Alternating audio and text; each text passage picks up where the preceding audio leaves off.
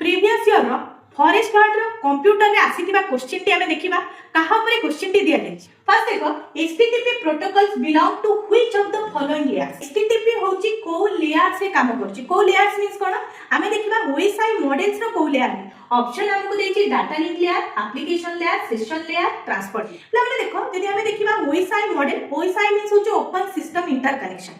ये open system interconnection रे सातोटी लेयर अछि। सातोटी लेयर होची फर्स्ट लेयर होची application layer, then presentation layer, session layer, transport layer, network layer, data link layer, physical layer.